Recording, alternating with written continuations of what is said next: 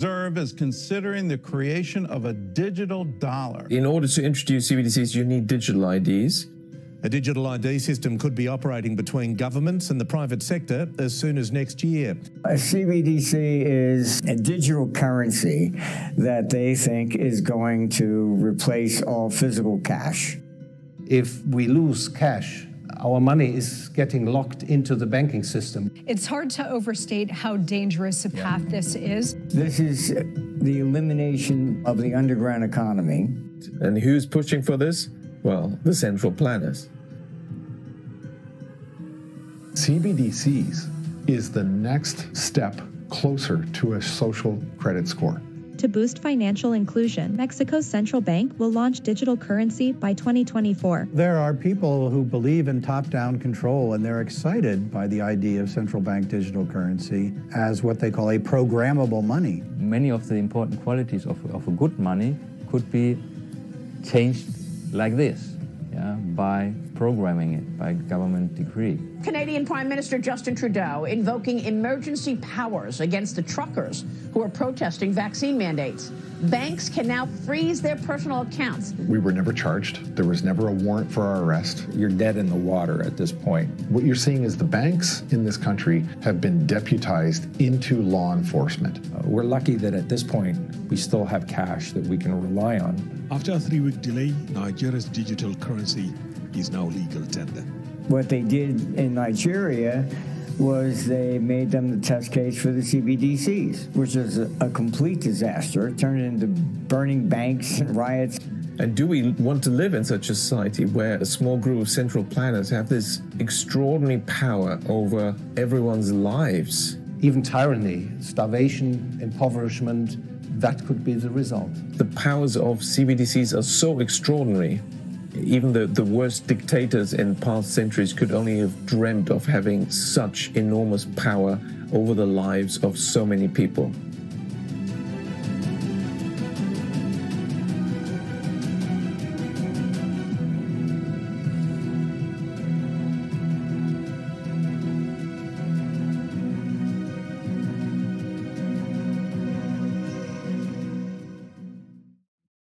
I'm James Patrick, the director of the following film about central bank digital currencies, cryptocurrencies, and the tokenization of every person and object on this planet. You see, money and banking can promote prosperity and freedom, or oppression and slavery. The financial system as we know it now sits at a crossroads. Powerful international banking interests behind each of our central banks and the Bank of International Settlements are in the process of foisting malicious reforms upon all the nations of the world that will limit human freedom on this planet if they succeed. Banking interests are moving to abolish cash worldwide, and with it our civil liberties. I made this film as a warning to the world. Please help spread the word on this important issue and share this film and promote freedom. A potential CBDC could offer businesses and consumers new ways to pay in the future. Most Western governments also have these pilot programs, so there is a massive move toward a central bank digital currency. Around the world, central banks are racing to create their own versions of digital money. And nowhere is this happening faster than in China. China with a pilot with 128 million participants. By 2030, Bitcoin will be up and running. Federal Reserve Chairman Jerome Powell told the House Financial Services Committee in March that the Fed had already begun testing a digital dollar. So what we're doing is experimenting in kind of early stage experimentation. 法定通貨の円を電子データにしたデジタル円について The decision will definitely be made to launch the CBDC and to make it a reality. Central banks around the world are testing, prototyping, and implementing central bank digital currencies. So what are they? A CBDC is a digital currency that they think is going to replace all physical cash. Put simply, a central bank digital currency, or a CBDC, is a direct digital liability to the central bank. So rather than have your money in your pocket or in a card with a bank, it's directly maintained by the government. central bank digital currencies, I mean, they're presented, CBDCs are presented as if it's something brand new, when the reality is we've been using BDCs, bank digital currencies, for many decades. Fundamentally, a CBDC fails to offer anything unique for consumer. The only benefit that a CBDC seems to offer is for governments that want to enact more control. A key difference with the CBDC is that central bank will have absolute control on the rules and regulations that will determine the use of central bank liability, and also we will have the technology to enforce that.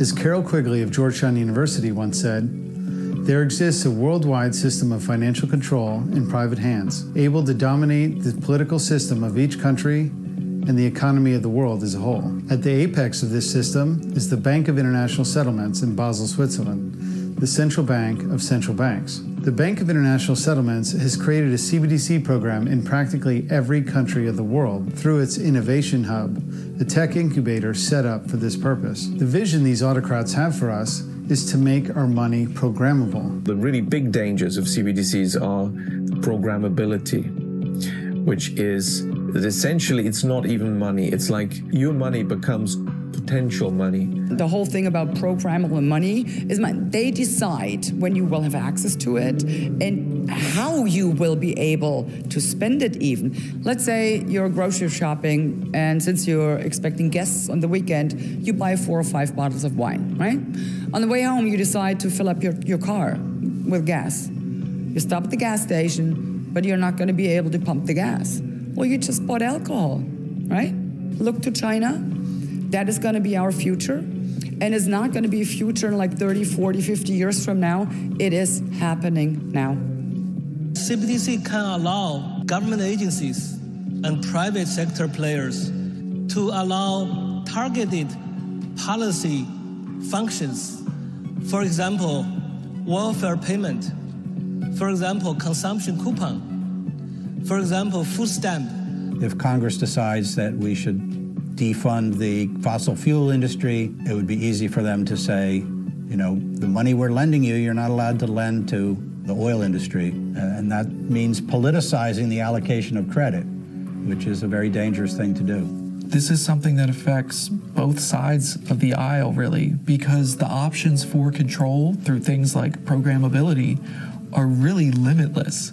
It just depends who's in power. Really what they're doing is having more control over who can buy, who can sell, who can save, and if they want at any point, they can use those programs and the protocols and the blockchains to blacklist your money, to prevent you from making a transaction. If you think about the benefits of digital money, you can have programmability. You could have, as I argue in my book, a potentially better and some people might see it as a darker world where the government decides that units of central bank money can be used to purchase some things, but not other things that it deems less desirable, like, say, ammunition or drugs or pornography or something of the sort. And that is very powerful in terms of the use of a CBDC. In 2019, we had MasterCard introduce a credit card in conjunction with the United Nations that monitored your carbon footprint. It's the first credit card ever to stop you from overspending, in line with the UN 2030 recommendation. And once you hit a certain level, it cut off spending, bringing it to a direct halt, making it a radical tool against climate change. The Bank of England was the first to come out and said, oh, well, you know, they should be programmable. The excuse was laughable, but they said a mother should be able to prevent her child from buying a chocolate bar for lunch instead of a sandwich. If a mother can program what you're not allowed to buy, they can. All right, that's the back door. When they describe programmability, that's what it's all about. That you can, I mean, of course, they present it from a positive side. We can give money to the people who really need it. That's how they will formulate it. But the other side of the coin is that this means that they have their ideas on who should spend money on what and when. To better understand the implications of these technologies, we must look at the social credit system of China, which has been heavily praised by the likes of Klaus Schwab, head of the World Economic Forum. The biggest dangers of a central bank digital currency system can be seen in China, where it's linked in to the surveillance state. If everybody has an account on the books of a government-owned bank, then the government has access in real time to what people are buying. And if it wants to, it can censor those payments. Oh, you don't have enough social credit points? You can't buy that train ticket.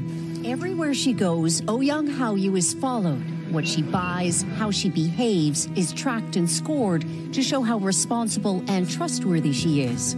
They're constantly monitored by facial recognition cameras that are able to instantly put a face to a name. CBDCs is the next step closer to a social credit score. It's called the social credit system, and in one version now being tested, a person's reputation is scored on a scale of 350 to 950. And Haoyu, with a good score of 752, is okay with it. In fact, most people are. CBDC is going to enable all of that. So if your purchase is not green enough, you're going to get throttled back on your credit. China is the totalitarian testbed for the central bankers' technological control systems. In Chinese cities today, it is almost impossible to function without digital payments and biometric identification. The social credit score system in China is nearing perfection. My name is Vince Gerses. I'm from Toronto, Ontario. I'm a former member of the Ontario Provincial Police. I spent 32 years in law enforcement. I think it's very important to look at the Chinese model because that would be the direction things would seem to go. You know, the Chinese seem to be setting the stage for social credit scores integrated into CBDCs and integrated into automated payment systems and the way they operate there. It's a different structure. A good score brings benefits, but people with low scores lose rights. The cinema names and shames people considered untrustworthy, plastering their details, even their addresses, across big screens. It's a matter of principle. Those people have to be condemned. Those people aren't honest, so they have to pay the price. It's only right to pay your debts. You have to blacklist those that don't. CBDC will help them do all of this. They don't like what you're thinking, you're going to be debanked. Unfortunately, what we're seeing in China and now what we're starting to see in the Western world over the last 3 years is a tremendous amount of disrespect for rights and freedoms of people, regardless of what your constitution says. And that's a very dangerous step. It's a very dangerous process. A parallel technology that is required to make CBDCs work are digital IDs. A person's identity must be verified and linked to their wallet. Digital IDs are not really a separate project from CBDCs and this new digital financial system. A key component of central bank digital currencies is digital ID. They go hand in hand with each other to be able to identify with certainty who the person is and then what the transactions are and link them together. And UN documentation and also documentation from the Bank of International Settlements, they very overtly state that CBDCs and digital IDs are meant to go together, and without digital IDs, the CBDC digital finance system cannot exist. Almost all of these digital IDs rely on biometrics, which can be your fingerprints, your face, the iris of your eyeball. They want to have your wallet tied to a digital ID and have that digital ID be mapped to your physical ID through the biometric data collection. The BRICS countries are doing it, the West is doing it. Passengers on the Moscow metro can now pay for their commute using facial recognition technology. Facial recognition checkout is coming to stores and restaurants near you. Amazon says no two palms are alike. You hold your hand above the device. They want to move not just to a cashless society, but a cashless and cardless society. The goal is to have you pay with your face or pay with your biometrics or your palm of your hand. This is already being rolled out at Amazon-owned entities. JP Morgan is piloting it.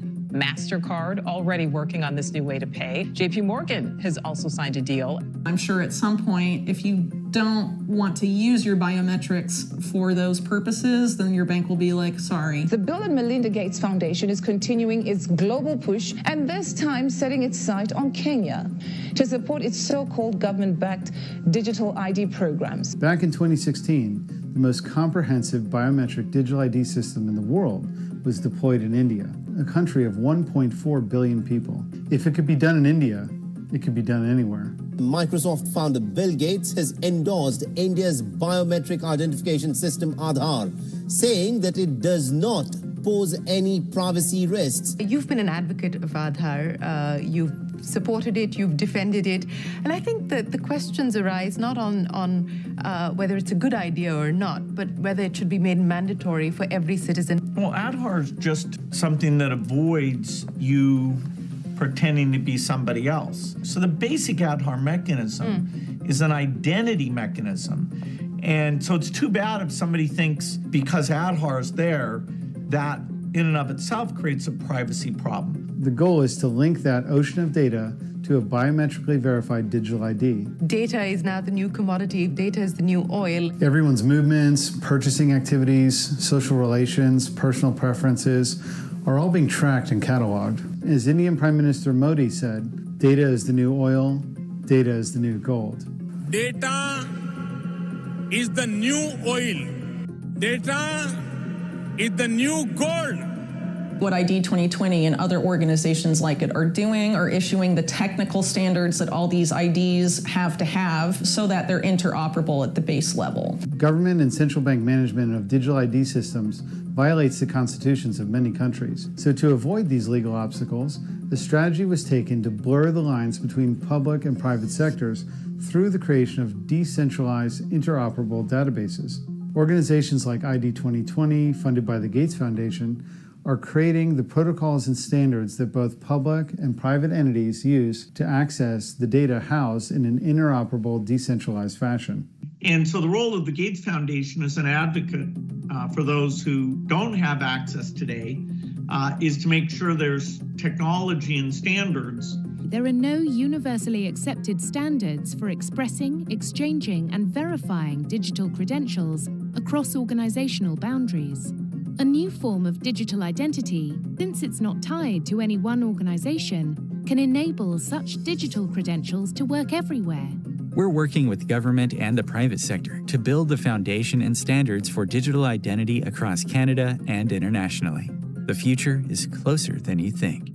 Decentralization isn't always good. Our identifications, personal information, health records, employment information, educational background, travel records, anything you can think of will be available to any authorized public or private sector entity with the right digital credentials. This is a clever way to bypass our civil rights, a pervasive and seamless system of social control through a public-private partnership. There is no limits to what this digital ID will ultimately hold on data. It's just another way of exercising control over people. One of the main reasons for this coordinated global push to develop digital IDs is because it's deemed essential to the entire Sustainable Development Agenda. 10 of the 17 Sustainable Development Goals cannot be met without first closing the identity gap. Over 1 billion people worldwide are unable to prove their identity through any recognized means. The leading alliance that was launched under the auspices of the UN to accomplish that is known as ID 2020. We live in a digital era. Individuals need a trusted, verifiable way to prove who they are, both in the physical world and online. The oligarchs behind these schemes, such as the Rockefeller Foundation and the Bill and Melinda Gates Foundation, are pushing this agenda globally through their NGOs and the United Nations. In the developing world, these systems are being sold as a way to promote financial inclusion in an effort to bank the unbanked. You can have digital financial inclusion. The reality is that these technologies' whole purpose is to financially exclude anyone that doesn't obey the rules and protocols of the system. Have you been a good little boy or girl today? No? No meat for you. You're not allowed to leave your 15-minute zone. ID 2020, the UN, and other stakeholders in this particular sphere often argue that the reason this is necessary is because of what they call the identity gap. And the identity gap is the claim that the lack of digital ID is preventing people, mainly the world's poor, from accessing essential services, whether it's banking, whether it's education, whether it's healthcare. A crisis is both a danger and an opportunity. The fact that 1 billion people are today denied this fundamental human right of having a recognized identity is indeed a crisis. If you don't participate in digital ID, you won't have a legally recognized identity, you won't have rights, you won't be able to access services without it. So it's being framed as promoting inclusion, but the system itself is inherently exclusionary. These structures being erected will create a system of financial exclusion not inclusion, not hitherto seen before. Just as biometric IDs were piloted in India, so CBDCs were piloted in Nigeria, a country of almost 230 million people. Nigeria was chosen as the testbed for the launching of CBDCs, as one of the most informal cash economies of the world. If they could make CBDCs work there, they could make them work anywhere, so they thought. In Nigeria, one of the first countries to get off the ground with its CBDC for a population of over 200 million people, it didn't go well. So the way the CBDC in Nigeria was set up is that in order to access the CBDC, you have to have a national identification number, which is the Nigerian Digital ID project. And there are many pilots. Now we have Nigeria stepping there, the largest universe of a pilot. What they did in Nigeria was they made them the test case for the CBDCs. After a 3-week delay, Nigeria's digital currency is now legal tender.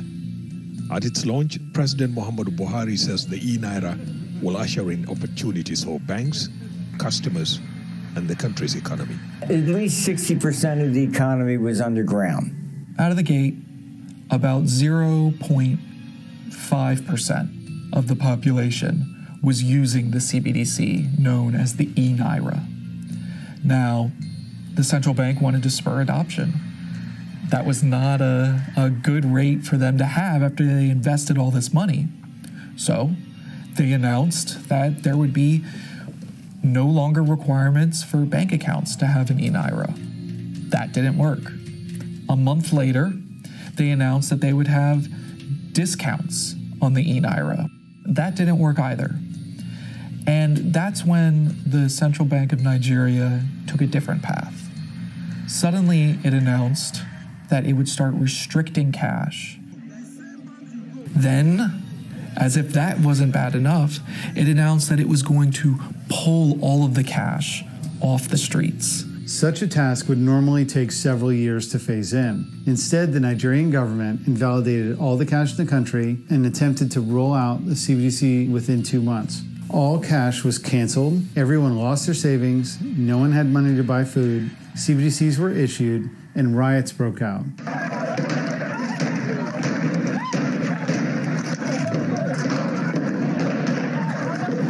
There are claims that some persons were killed. The way things are is not fair. We all are citizens. We only came to at least plead with the bank. The police came out of the central bank, started shooting, attacking us. They even killed people. About 3 persons died today. Nobody wanted to destroy anything. Months later, despite riots in the streets, despite protests outside of banks, despite people going hungry because they didn't have access to cash that they were dependent on, Central Bank Governor Godwin Emefiele said this was a success. The adoption rate of the CBDC rose from 0.5% to 6% of the population, celebrated it as a success, as being the currency of choice, in his words. It was not the currency of choice by any means. It was a currency of force. People have very much resisted in Nigeria the CBDC. They've tried not to use it. The Nigerian government is relatively open that it's completely surveillable and not anonymous. It was designed to surveil. So despite the fact that they created these conditions to coerce people into using the CBDC, the populace resists. Transforming the underlying economics of financial services through digital currency will help those who live in poverty directly. These people that ostensibly suffer from this identity gap, that suffer from financial exclusion, don't want the financial inclusion that they're being offered by the CBDC. The COVID lockdown and vaccination campaigns are informative to understanding the development of CBDCs. During the COVID period, broad social controls were tested and prototyped, controls that would have only been possible once the CBDC is in place. The COVID policies, given that they were medically not really justifiable and some of them were very contradictory and nonsensical, but every country in the world seemed to have the same policies. And so there was an extraordinary degree of coordination that was revealed to us Global health regulations propagated by the United Nations in this period constituted the first serious attempt at the creation of a world government. That was an attempt to bring about a single world order. You know, as from the perspective of the UN and a lot of these other entities, national governments are merely enabling environments or policy enforcers on the policy's subjects, which are the public. They don't write the policies, they're handed the policies. And this is why you have these coordinated pushes, like, for example, with COVID-19, countries around the world implementing the same responses. And it's the same, too, for digital ID, for CBDCs or digital currency. They're all functionally the same at the end of the day.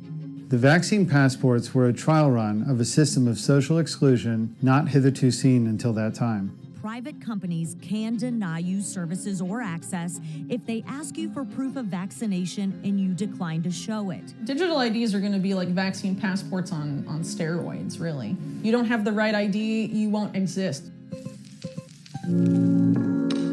Vaccine passports are coming. Someday soon, you may need to prove your COVID status to go to the pub, travel abroad, or even go to work. Hello, everyone. Meet Lucy, student in psychology. And me, her digital ID wallet issued by the government to offer a wide range of identity services. Right now, I'm reminding Lucy of the appointment she needs to schedule for her mandatory vaccination. The COVID operation, many of the policies had no proper medical justification or purpose. Whereas if you have to have policies that partly was used to even sort of lay the groundwork for CBDCs, there's plenty of evidence. I mean, why did the Bank of England come out around the time when the first lockdown was announced with its first sort of public consultation about introducing CBDCs and all the benefits and needs of CBDCs? Today, governments force all banks to follow a strict regulatory regime known as AML and KYC regulations. This stands for Anti-Money Laundering and Know Your Customer regulations. They started it with the COVID scam. Oh, you can get sick by handling cash. And they talked into a lot of stores that we no longer accept cash. This was the agenda. The collapse in the use of cash, thanks to the COVID crisis. Money changes hands all the time, but can it carry the coronavirus? In order to avoid the risk of transmission through physical handling of money, we encourage the use of cashless transactions. A lot of people aren't using cash. The vast amount of transactions are electronic today. For CBDCs to properly do their job, you need to get rid of the competition. You need to get rid of cash. That actually is a declared goal of CBDCs. If we lose cash, our money is getting locked into the banking system. We can no longer withdraw our deposits from the banks. And for instance, central banks could impose negative interest rates and thereby wipe out our savings. The COVID model is the problem. The government could not come out and restrict free speech, so they had Facebook and everybody else do it. What you really have to understand is, like, you have no right to free speech. It's not a constitutional right. It's a restraint upon government. The Fed would have to get a search warrant to go through your accounts. If the bank basically issues the digital dollar, bank doesn't need a search warrant. Americans do not have financial privacy. They have deputized banks as these sort of law enforcement investigators and force them to observe and report on the government's behalf because of laws like the Bank Secrecy Act, the Patriot Act. Since the 1960s, these regulations have gotten stronger and stronger. Banks are required to monitor and surveil everything we do and report all suspicious activities to the government. Even if CBDCs are not achieved in some countries, an escalation of AML and KYC policies can produce a system just as oppressive as CBDCs. These AML and KYC regulations need to be reduced or eliminated to restore our civil rights. This can quickly expand, and that's what the history of financial surveillance and control has been, one of steady expansion. And the more that expands, the more people are going to want to avoid that system. They need to stop this practice, surveilling all financial transactions. A social credit system needs excuses to be implemented. One talking point that is likely to be used to rationalize the implementation of CBDCs is that we need to save the environment, that we need to live sustainably, or we are just being selfish. I hear people say, your future is bright. But after this past year, I wonder if that's still true. When I see the news, sometimes I'm overwhelmed. Entire ecosystems are collapsing.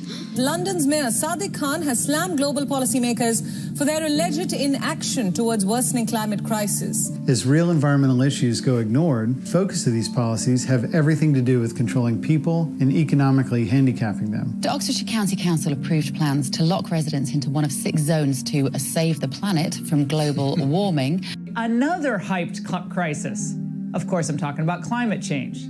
During the COVID episode, an idea floated by media and governments were that lockdowns were needed to save the planet. Climate lockdowns, they called them. Could climate lockdowns be on the horizon? It's the idea that emissions start going far too high. The government is going to have to do things about it. They will ban private vehicles from 6 areas at certain times and are set to be introduced next year. They want control over almost every aspect of your life. They want more of your money and your freedom. We need to aggressively push back at every turn. I mean, we are talking about dystopian digital prisons that will be created through central bank digital currencies, because the programmability, and this has been mentioned in the studies by central banks, include, of course, geography.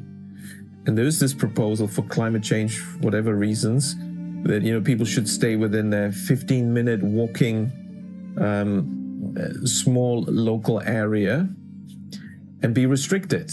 The Oxfordshire Council will place electronic gates on key roads in and out of the city, confining residents to their own neighbourhoods. What if we could create a new normal where we reclaim our time, our health and well-being, and our communities?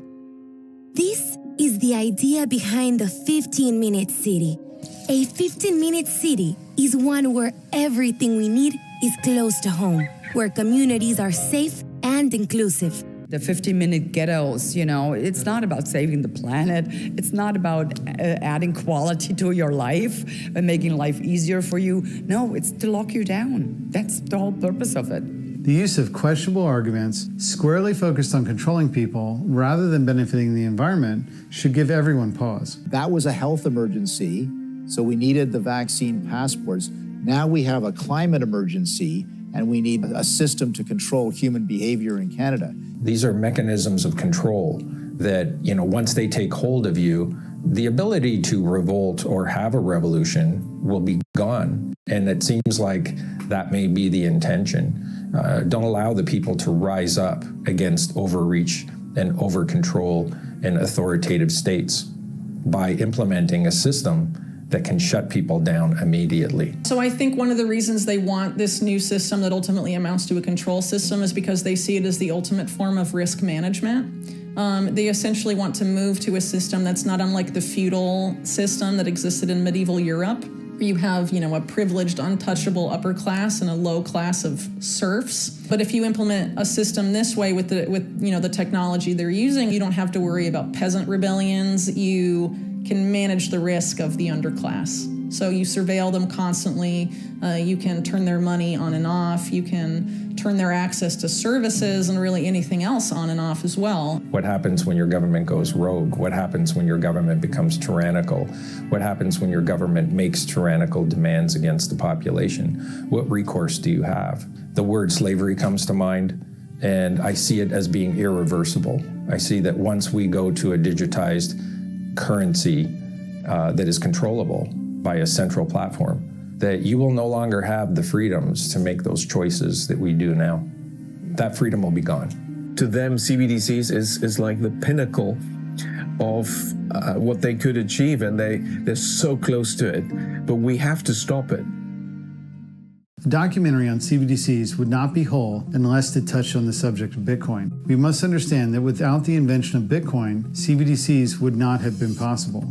In the middle of the financial crisis of 2008, Bitcoin was released anonymously onto cypherpunk forums. It was the first peer-to-peer encrypted digital money system that utilized blockchain technology. Now let's take a look at the background of Bitcoin. At this very important time in US dollar history, right as the great financial crisis is peaking. The stock market is now down 21%. It was the worst day on Wall Street since the crash of 1987. This could be the most serious recession in decades. What started in America last year has now spread to every part of the world. It was released anonymously into this cypherpunk mailing list. Now, this is the first peer-to-peer monetary transaction. In other words, you didn't need to go through a bank or a financial middle person. The Bitcoin white paper that was published by an anonymous person. Satoshi is what everybody calls him, right? Yeah. We don't even know if it's a him or her. We know nothing about this person. Publishes a fairly elaborate, brief white paper, which describes the technical basis for this new thing that the unknown person is calling Bitcoin. The program was launched. I had won a victory against the banks, against state power. It's immediately painted as this anti-dollar system, anti-central bank technology. Crypto people aren't just in it to make a buck, they're in it to change the world forever. Crypto is as important of an invention as the birth of the internet. There's a lot of merit to it. If you're in a country where you're fearful of your government, fearful of geopolitical risk, this is a great potential long-term store of value. It's no different than what gold represented over thousands of years. If the world is more frightened, it is a asset class that protects you. Right. You could buy and sell your Bitcoin, no different than gold. Is Bitcoin a true revolution from the beginning? Or was it always planned to be this Trojan horse for the Internet of Things? I'm not sure. And I don't care if it was the CIA. It doesn't matter. The idea is still a great idea. Obviously, it was the CIA. I think we all know that. It's like Signal. They got there first. It's a honey trap. Blockchain was invented by Bitcoin and forms the technological basis of CBDCs. The true identity of Bitcoin's inventor, Satoshi Nakamoto, remains a secret to this day. A man named Craig Wright claimed to be Satoshi, and another man was accused of being him. Both of these men made suspicious remarks implying that Bitcoin was an intelligence operation of some kind. Newsweek reports that he is the mastermind behind Bitcoin. 64-year-old Dorian Satoshi Nakamoto emerged and walked right into a media frenzy. When confronted about Bitcoin, he said, "I am no longer involved in that, and I cannot discuss it." I was the main part of it. Other people helped me. I didn't decide. I had people decide this matter for me. Now, there remains the possibility that the central bankers utilized the Western intelligence services to create Bitcoin. Bitcoin tested and prototyped cryptocurrency technology and served to market digital money as cool and anti-system. And now, 15 years later, with all the programming having been done and the technology in a more mature state, the central bankers can cherry-pick the best tech with which to deploy their CBDCs worldwide. It's incredibly likely that Bitcoin was an intelligence operation that came out of the US or Britain or some sort of kind of the Five Eyes kind of system. It's entirely possible. I mean, there's a lot of connections with certain algorithms to the NSA. SHA-256, which is kind of the main hashing algorithm in Bitcoin, was invented by the NSA. We are also now witnessing the rapid development of the Internet of Things and the Internet of Bodies. These are all information networks linking all people and things to the Internet. As well, NFTs, or non-fungible tokens, further build out the underlying technology required to enable digital IDs to take shape. Internet of Things, or IoT, refers to billions of physical devices around the world that are now connected to the Internet, collecting and sharing data.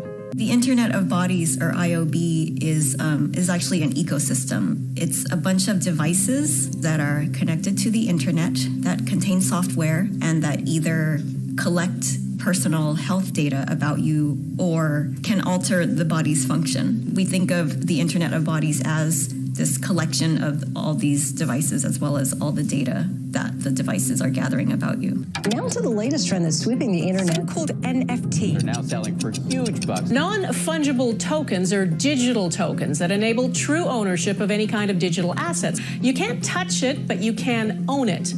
Told you had to pay attention. NFTs are unique, encrypted, unforgeable ID tags for any object or asset, physical or virtual. This tech can be directly applied to the Internet of Things and the Internet of Bodies. Were NFTs also promoted to spur the development of tokenizing all assets worldwide? I suspect so. Decentralized identifiers leverage proven cryptographic systems.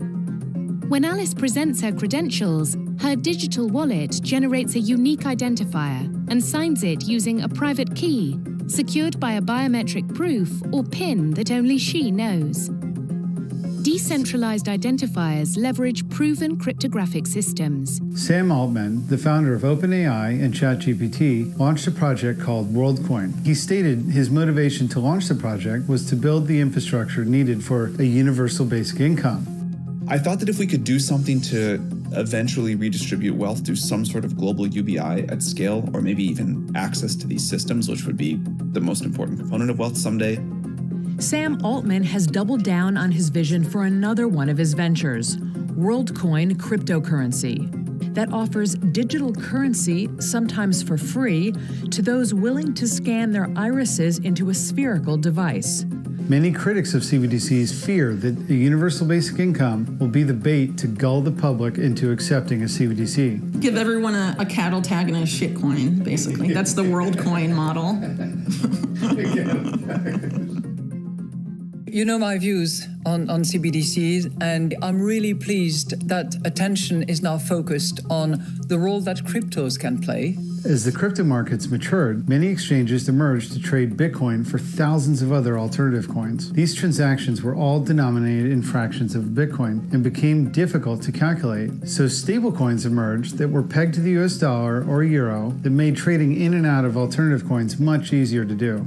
Traders buy tokens like Tether or USD coin with real dollars. Those tokens can then be used to trade bitcoins and other cryptocurrencies.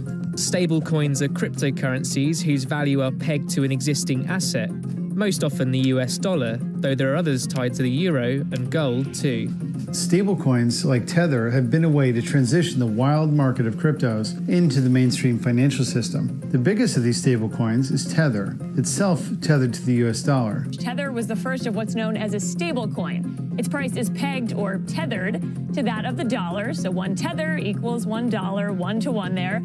In 2013, Bitfinex incorporates in Hong Kong. In September of 2014, Bitfinex operators set up Tether Limited in the British Virgin Islands. But they tell the public that Bitfinex and Tether are completely separate. The only reason we find out they aren't is because of the Paradise Papers leaks. And on an average day, Tether sees more trading volume than Bitcoin or Ethereum. But Tether is not 100% backed by US dollars in a bank account. And according to JP Morgan, it is now the 7th largest holder of commercial paper in the world. There's some controversy around it, and this is not short of that. That's right. There's been plenty of controversy. Its founders have a very questionable background. This group of individuals who run Tether have a bit of, let's call it, to be charitable, a mixed reputation.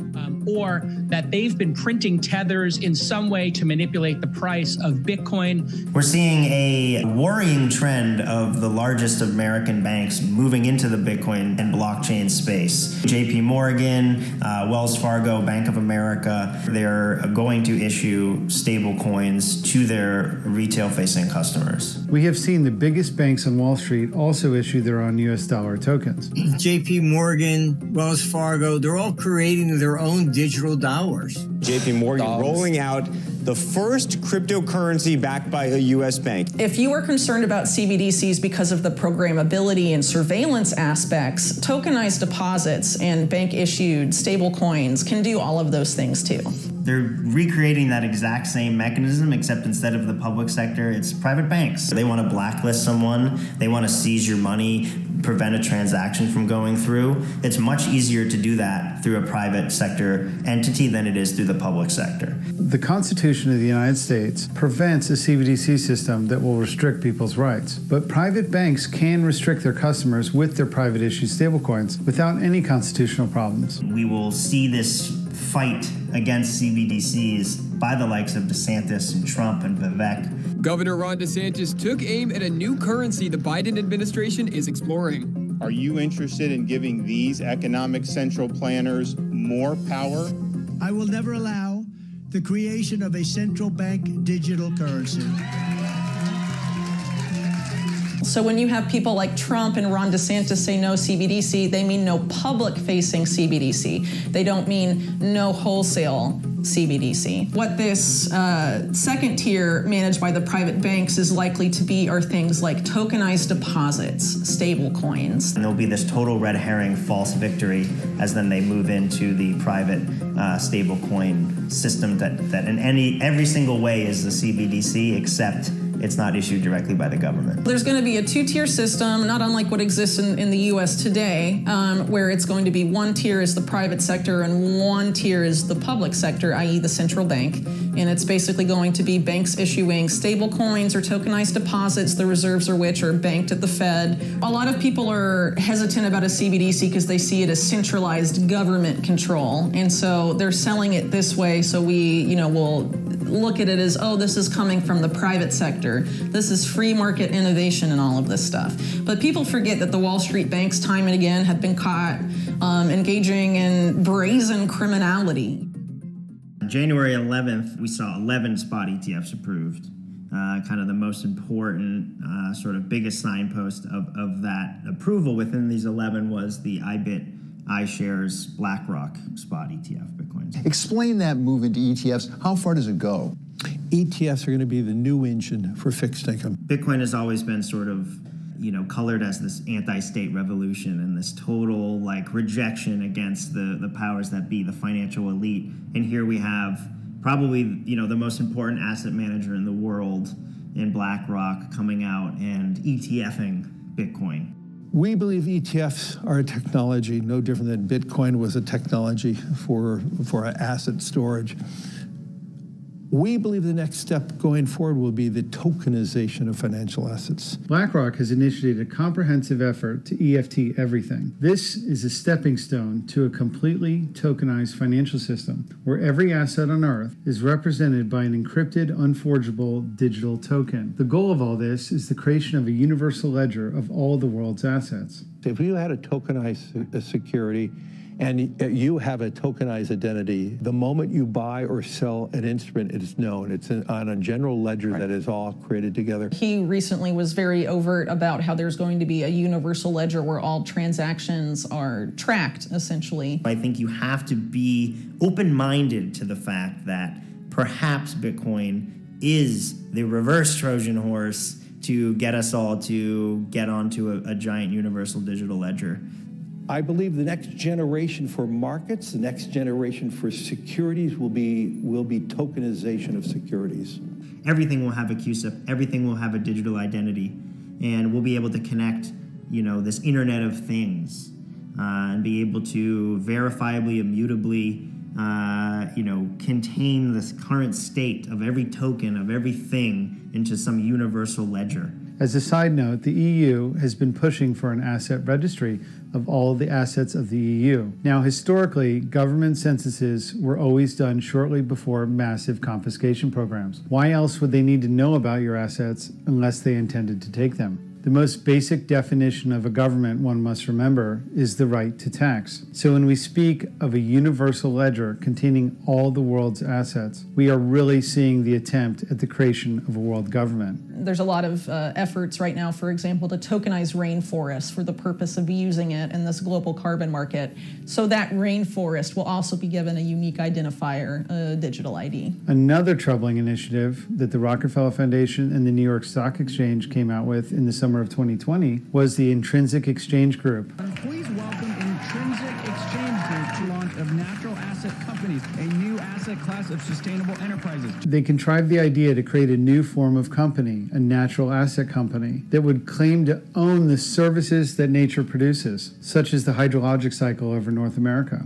This semi-tangible asset would be placed in a company and then floated on the stock exchange. IEG was founded in order to bring forward a new asset class based on nature, a new form of company. The natural asset company obtains the rights to the ecological services that nature produces. The real purpose of this is to create more collateral by which the financial sector can expand upon. This will predictably create a financial bubble and crash on proportions not seen before. It's really a totally insane scheme because they're turning all life, essentially, ecosystem services, lakes, rivers, forests, they're turning it into tradable Wall Street financial products. These financial parasites claim that the funds raised by this scheme would be used to protect nature. You could have a universal ledger that contains the state of every single human on Earth, where they are, what color their eyes are, how tall they are, what their body mass is, how much money they have in their bank account, how much land they own, how much carbon they output,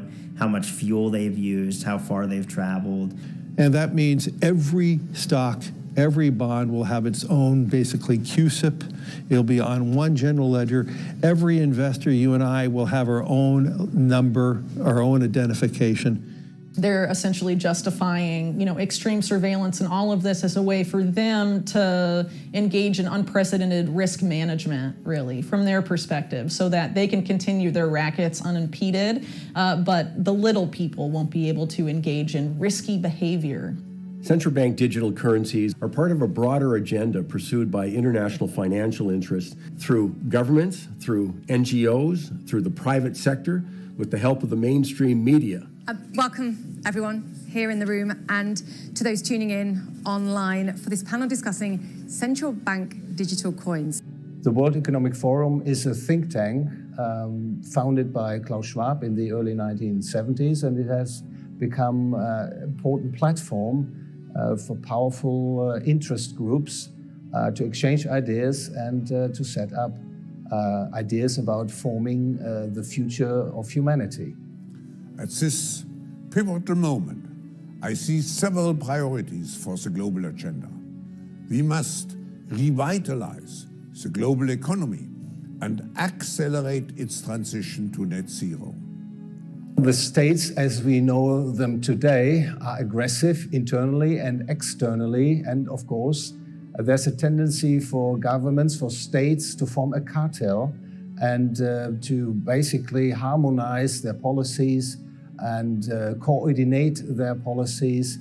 Has there been ever an example in history where when you give so much power to a small group of people over millions of other people, that this has been consistently used in a benevolent way and resulted in good outcomes? So a lot of people view the UN sort of as a meeting of the different public sectors and governments of the world, but even the UN leadership have admitted that since at least in the 1990s, if not earlier, there was this move away from the public sector to having it emphasize public-private partnership. And the goal of that model in stakeholder capitalism is that the national government is merely an enabling environment and not a policy-setting entity. The policy setting comes from the level above national governments, and national governments are just the policy enforcers that create the enabling environments for the private sector partners of the UN and the WEF and groups like that.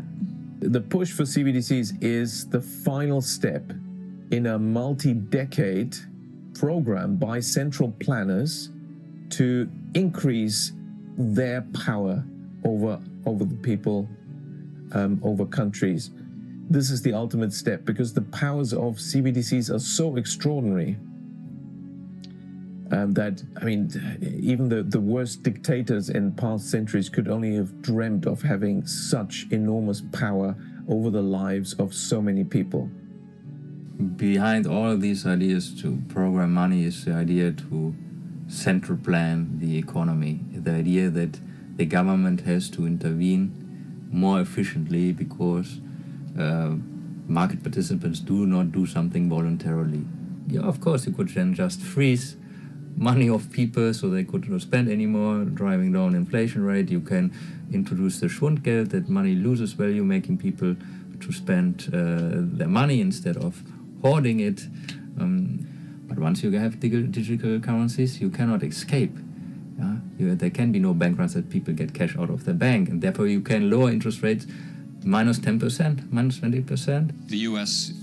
Is on an unsustainable fiscal path. That has been true for a long time. That is associated with our uniquely expensive healthcare delivery system and our aging population. Historically, war has been the excuse governments have to default on their debts. The system is going to collapse the same as communism collapsed. It's just not sustainable. And that's actually what Powell is talking about. The system will collapse of its own weight. We don't need guns and revolutions and stuff like that. It's not going to be sustainable. This is the elimination to them of the underground economy. Europe thinks, for example, that they will have increased their taxation collection by 35%. A conservative estimate that these people have is that they will be able to terminate the underground economy and collect 35% more in taxes. CBDCs right now are being used largely because the financial system is imploding. They've been borrowing money since World War II with no intention of paying anything back. It's getting completely out of control at this stage in the game. 70% of the spending of the national debt is just interest, the cumulative interest, because they never pay anything off. As government spending reaches unsustainable levels, there's no way it could all be paid. The debt could never possibly be paid back. A central bank digital currency, I believe, is a threat to liberty in this country because it creates a mechanism for the government to be able to wipe out your bank account or wipe out your dollars if you say or do something that the government disapproves of, as you see in places like China. As you see even happen to the Canadian truckers, the Freedom Envoy, losing access to their financial bank accounts. Canadian Prime Minister Justin Trudeau invoking emergency powers against the truckers who are protesting vaccine mandates. Banks can now freeze their personal accounts. To better understand what is in store for us with CBDCs, I visited Ottawa, Canada, and interviewed two prominent members of the Canadian Freedom Convoy. As a former law enforcement officer who spent his entire career ensuring that people's rights and freedoms were upheld, I attend a peaceful protest in the capital city, and although I am here to help and assist in whichever way I can to be helpful to the people of this community, my accounts are frozen simply because I spoke out against the actions of my government. And if that isn't tyranny, I don't know what is. The trucker convoy started after the federal government in this country held the Canadian truckers up as heroes for about a year and a half, and then decided one day that they must now be vaccinated to cross into the United States. And it was a group of truckers from all across the country, east, west, every province of the country.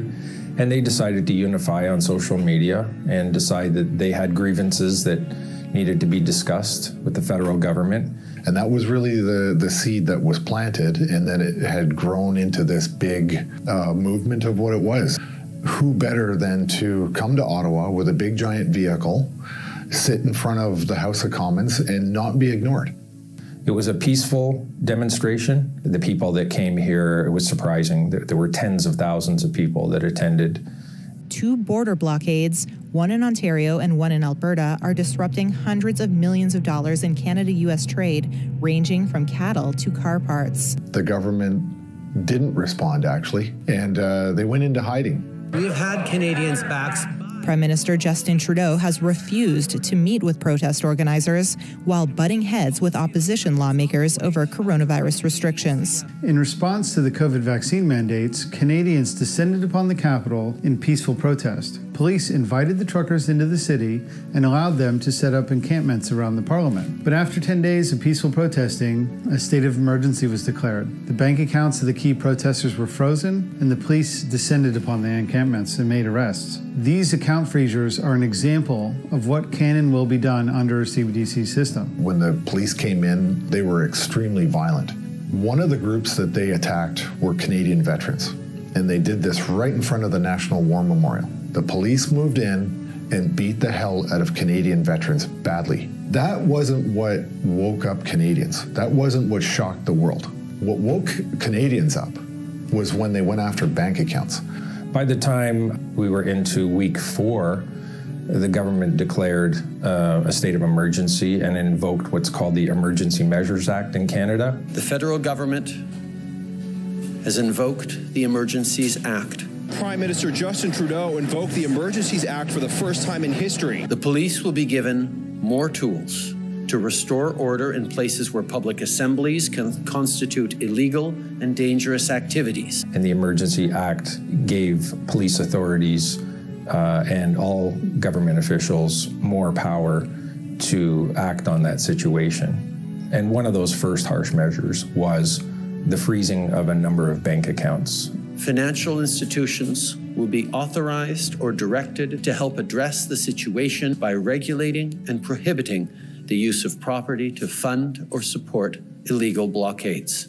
They use the authority under something we have here called FinTrack, and FinTrack is supposed to be used for monitoring of domestic and international terrorism financing. So they use the legislation under FinTrack to attack the bank accounts of Canadians who were here peacefully protesting. The government decided as one of the measures to freeze bank accounts of some of the truckers, some of the attendees, and some of the people that had donated money to this protest. When I say accounts frozen, that means your personal account, your joint accounts with your spouse, your family accounts, they were shut down, and people were completely locked out of being able to fund any of their operations.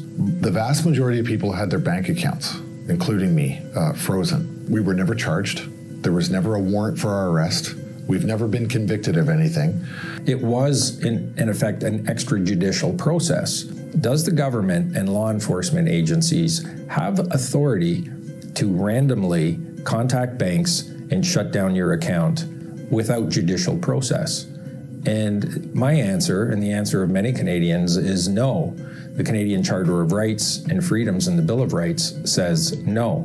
They've deputized the banks to take action against you, to make it almost impossible for you to be a productive member of society, because if you don't have a bank in Canada, how do you get a mortgage, a car payment, go grocery shopping? And we're seeing this move towards everything being digital. If you don't have access to a bank card, how are you supposed to participate in Canadian society? We're lucky that at this point, we still have cash that we can rely on. But if it wasn't for that cash, you have no recourse.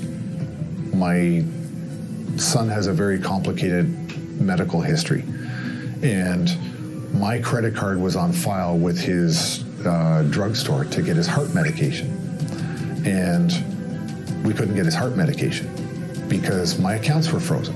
You're not allowed to protest in this country, and if you do, they're just going to go after your financial assets without any form of due process. Following the freezing of the bank accounts, the government moved in to shut down this protest. And it did. It came in heavy-handed and used a substantial amount of force to beat and arrest a number of peaceful protesters into submission to clear the area. That's how it ended. These are mechanisms of control that, once they take hold of you, the ability to revolt or have a revolution will be gone. And it seems like that may be the intention. Don't allow the people to rise up against overreach and over-control and authoritative states by implementing a system that can shut people down immediately. So I think one of the reasons they want this new system that ultimately amounts to a control system is because they see it as the ultimate form of risk management. They essentially want to move to a system that's not unlike the feudal system that existed in medieval Europe. You have, a privileged, untouchable upper class and a low class of serfs. But if you implement a system this way with the technology they're using and all of that, you don't have to worry about peasant rebellions. You can manage the risk of the underclass. So you surveil them constantly. You can turn their money on and off. You can turn their access to services and really anything else on and off as well. These are mechanisms of control that, once they take hold of you, the ability to revolt or have a revolution will be gone. And it seems like that may be the intention.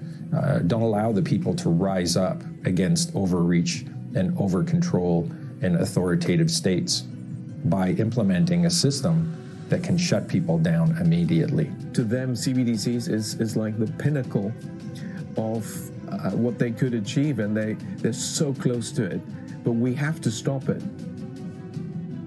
The world is currently dividing into Eastern and Western blocs, similar to the Cold War period, with the US and EU on one side and the BRICS countries of Russia, China, Brazil, India, Iran, and Turkey on the other. Now we must all come together, demand an end to these pointless conflicts, and not be gulled into accepting tyrannical systems of control. While the West has increasingly politicized the SWIFT payment system to block Russia, the IMF has quietly positioned itself to offer a wholesale CBDC platform that will rival the SWIFT system. What we do not yet have is international settlement based on CBDCs. The United Nations and its agencies, such as the IMF and World Bank, are controlled by the same people that control the central banks, and they cannot be trusted. The solutions they propose are deceptive and against the interests of humanity. If a CBDC system is put into place, it will devastate the economies of the world. We are talking about a very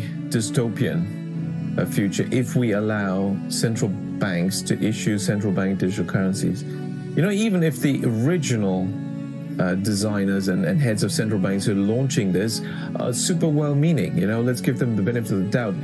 We just know what human nature is like, and history is the best guide.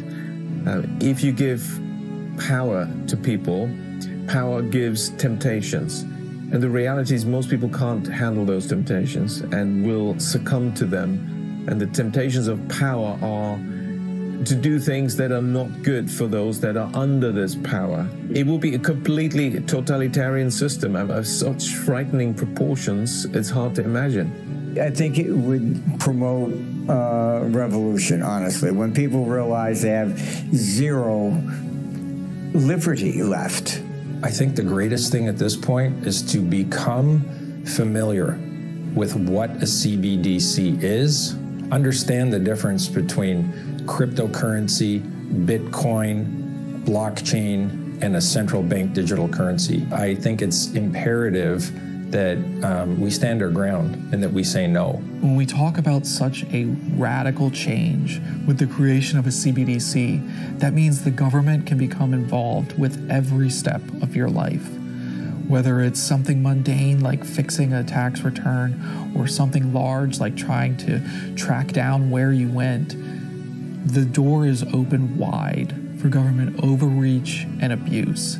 And the government that quickly seems like something that's out of sight and out of mind can quickly dominate your life. And that's something that you should very much be concerned about before it becomes a reality. And our computer's showing we're heading into a recession from May of 2024 into 2028. Raising taxes, going to CBDCs, all of this stuff will reduce the economic activity, period. War, inflation, stagflation into 2028. So we're fucked for 4 years. Yes. It's important to start this debate from the value of individual or personal freedom. Because look at WHO, look at UN, look at other international institutions, you know. These are full of bureaucrats. They have people who are not elected by the people. And clearly they don't work for the people, but against them. So we need to go back to the basis. I would recommend people who are opposed to central bank digital currency and the threats that it poses to write their congressman. I think once it's brought on board, once it's brought online, and it becomes a commonly accepted medium of exchange, it's going to be pretty futile to tell people not to use it. Do we want to live in such a society where a small group of central planners have this extraordinary power over everyone's lives? I mean, there's no freedom. That, by definition, ends freedom. And then you don't even need to speculate what further horrible thing could happen after this or as a result of this. It's already enough, I think, to realize we must stop this. And that should be high priority. And I think we should go out and organize demonstrations in front of the central banks. The proposal for a CBDC and this sort of government takeover of finance very much runs in contrast to the founding of the United States. It runs in contrast to the values of the United States. It is the opposite of having a limited government that doesn't get in the way of free people acting. It instead creates an over-expansionary government that restricts the freedom of people. And that is something that could not be more opposite to the founding of this country. I was born and lived for 11 years in a totalitarian regime, and I don't want to do it anymore. And for as long as I will be in the office in the European Parliament, I will be fighting to the end and with all my strength and power against this totalitarian system. Socialist or communist ideas can only be overcome by ideas of liberalism and capitalism. And so we have to engage in this battle of ideas. I think there's no way around it. And also we have to remind ourselves that there is something like sound economics. We can know that, for instance, socialist and communist experiments don't work, that they bring impoverishment and suffering to the great majority of the people. And we shouldn't make these mistakes which have been made in the past again. As real money is replaced by programmable money, the economy will revert to barter and a black market will emerge. This will cause inefficiencies and reduce the standard of living. We can expect local government monies and private monies to emerge as a result. Now, in the 1830s and in the 1930s, the federal government of the United States took actions that undermined the national currency. In both periods, cities and private companies issued monies to fill in the gap that the government created through their mistakes. The human need to trade and prosper will always overcome tyranny. It just depends on how inefficient it gets. We are in a situation where the fiscal budgets are just out of control and will continue to get out of control. So the CBDCs, for example, are a means to impose control to try and retain that power. They see it as the means to collect more money. They think they'll be able to collect more taxes by 35%. These are currencies issued here by the County of Atlanta in New Jersey. These are all from, the 1930s because there was a shortage of money around. The states and cities and counties will be able to issue their own money, and that's the resolution to a CBDC. Is that a hopeful message, or? I think so. Okay. That they're not going to survive. CBDC is not going to be what they think they're going to accomplish with it. The government is going to think that they can force everybody into their agenda with a CBDC, and this is the solution to it. You will see private currencies take place, and people will use even gold coins, silver coins, anything from a physical perspective. You can't force people to do something that is against common sense. And that is what they've always done, and that has always failed. The commitment to employ central bank digital currencies is clear. The question is, will we accept it? What will our reaction be to a government's ability to monitor what we're doing and ultimately control our behavior? Bureaucracy always wants to increase its powers. And that has been actually literally the history of central banking. They've used every step over the decades to just increase their power more and more and more. In fact, the central bankers have been beneficiaries of every crisis. So they had no incentive to avoid a crisis because they know to the next crisis we get more power. And the argument has always been, oh, wow, we couldn't stop this crisis because we didn't have enough power in this and that and that. And so after that crisis, they get that. Now, next crisis, they will give you another excuse and then tell you why they needed more powers. And this is literally what happened. I recommend people support your local economies, build relationships, and opt out of these centralized systems as much as you can. As a side note, to close the film, I recently lived through Hurricane Helene. The power, water, internet, and cellular services were knocked out. For over a week, the only way to transact at all was with cash. If cash were not available as a means to trade, a chaotic situation would have turned violent. I interviewed several people at local gas stations, asking them what things would be like if cash were not available. Here's what they had to say. Well, if we didn't have cash, things would get frustrating, people would get chaotic, there would be fights, it'd just be plumb craziness. We couldn't use cash, everybody would be losing their minds, going insane a little bit, If we couldn't use cash right now, it would be a pretty big mess because there's no places that are taking credit cards. So I'm really thankful that we can use cash. This experience showed me another reason never to get rid of cash. In a severe natural disaster, without cash, full chaos will ensue. Help me share this film and this information, and stay free.